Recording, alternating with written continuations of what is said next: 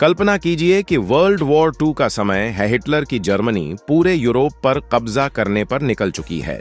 England के war time prime minister Churchill America आते हैं अमेरिकी राष्ट्रपति ट्रंप से मदद मांगने के लिए, लेकिन उल्टा राष्ट्रपति ट्रंप तो चर्चिल को हड़का देते हैं। यूरोपीय प्रेसिडेंट ट्रंप चाहते हैं कि चर्चिल हिटलर के साथ समझौता करें, शांति बहाली हो यूरोप में, और यूएसए को इसके लिए धन्यवाद दिया जाए। एडेंट ट्रैंग at save your can I said alert of times, thank you to the American people यरंगो। अंत में चर्चिल अमेरिका को माइनिंग राइट देने से मना कर देते हैं, हिटलर के सामने झुकने से इनकार कर देते हैं, चाहे लंदन में बमबारी हर रात जारी रहे। अपने आप को फिर अपमानित पाकर ट्रंप यह फैसला करते हैं कि एलाइड पावर्स को वो सारा एड अब बंद कर देंगे और हिटलर के साथ खुद जाकर हाथ मिलाएंगे। शांति का प्रस्ताव खुद हिटलर के सामने रखेंगे प्रेसिडेंट ट्रंप।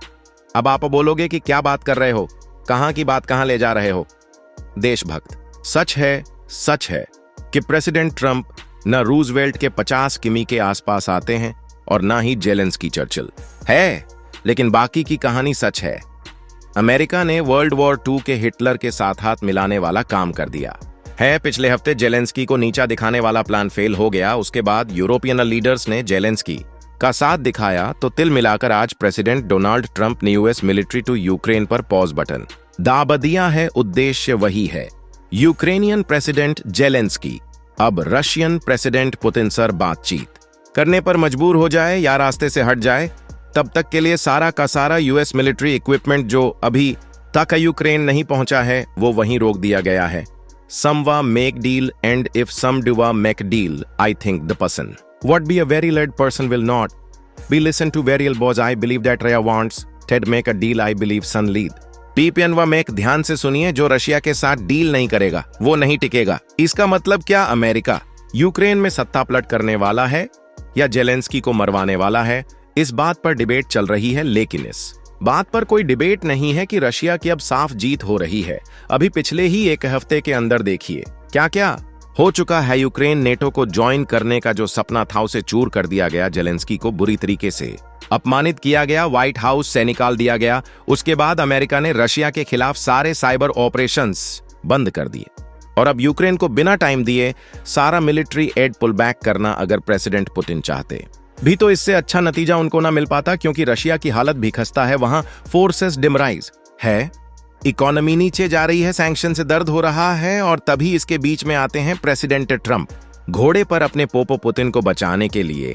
इस एक हफ्ते में या एक हफ्ते से कम में भी जो जियोपॉलिटिकल फ्लिप हुआ है उसमें अब यूरोप स्पॉटलाइट पर आ गया है। क्या यूरोप अब अमेरिका की कभी पूरी कर पाएगा, या पुतिन और ट्रंप अल्टीमेटली सही निकलेंगे, यूक्रेन का बंटवारा करेंगे और हंसते हंसते बैंक जाएंगे। व्हाइट हाउस में अपमान सहने के बाद यूरोपियन सिक्योरिटी कॉन्फ्रेंस में सारे यूरोपियन लीडर्स ने जेलेंस्की को जोर जोर से जादू की झप्पी तो दी, लेकिन क्या यूरोप के पास अका के जैसे पैसे, पॉलिटिकल पावर, हथियार? ये हैं लमर junkie received warm welcome from your own L leaders gathering in London to show support for European countries, taking a more active role in that insight or moving now in the European cautiousness away from the theory of American enemy. Looks like how would this work if the USA not part of the वैसे western एला के पास तो $300 billion है frozen Russian assets में। अगर उन assets को Russia के खिलाफ इस्तेमाल कर दिया जाए तो पूरी युद्ध की परिभाषा बदल सकती है। अगर यूरोप ने अकेले यूक्रेन को बचा लिया तो अमेरिका को leader of the free world अब कोई नहीं समझेगा। उसके बाद अमेरिकन्स खुद इस पूरे डेवलपमेंट से ज्यादा खुश नहीं है।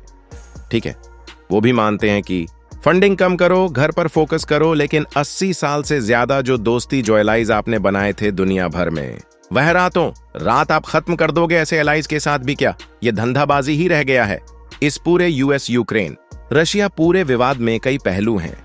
एक तो है ऑप्टिक्स का और ट्रंप की रेपुटेशन का, जो अपने आप को एक्वर्ल्ड लीडर दिखाने की कोशिश कर रहे हैं। उसके बाद आती है प्रॉब्लम अमेरिका की पॉलिटिकल पावर की और leader of the free world के टैग की। फिर आता है पैसा और मिलिट्री पावर, जो अल्टीमेटली मैटर करेगा कि यूक्रेन में क्या होता है। ट्रंप ने पहले ही ये पहला वाला पॉइंट तो खो दिया है, जो ऑप्टिक्स वाला पॉइंट है, बहुत ही बुरी तरीके से वो हार चुका है। लेकिन पॉइंट 2 और पॉइंट 3 डिसाइड करेगा यूक्रेन और ग्लोबल पॉलिटिक्स। का फ्यूचर, यूरोप का फ्यूचर और इंडिया का भी फ्यूचर इससे लिंक्ड है।